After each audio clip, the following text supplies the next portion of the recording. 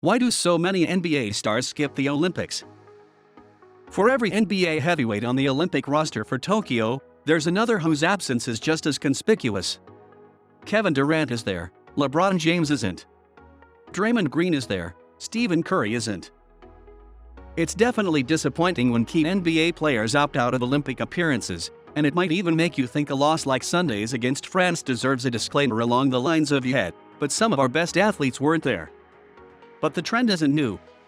James and Curry both declined to play in the 2016 Olympics, too. For example, Dwayne Wade withdrew his name from the 2012 roster, and so on.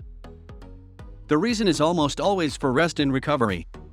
If you make it to the NBA Finals, which James and Curry both did in 2016, and James and Wade did in 2012, you're not finished until about mid-June.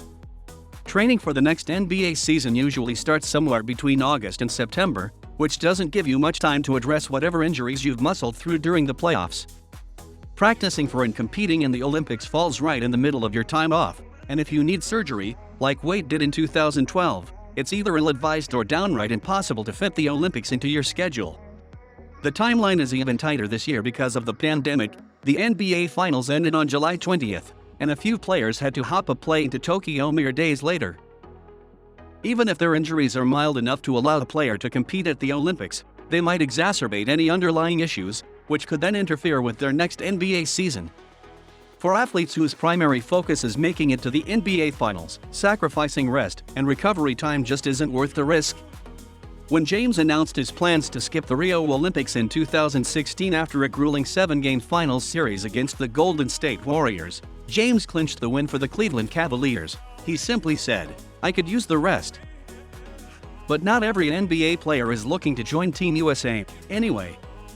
Dozens of them compete for their home country's team, like the Dallas Mavericks' Luka Doncic, Slovenia, and the Los Angeles Lakers' Marc Gasol, Spain. The French team that just beat the US boasts 6 current NBA players, including the Utah Jazz's Rudy Gobert and the Boston Celtics' Evan Fournier. Thanks for watching. Have you got a big question you'd like us to answer? If so, let us know in the comments.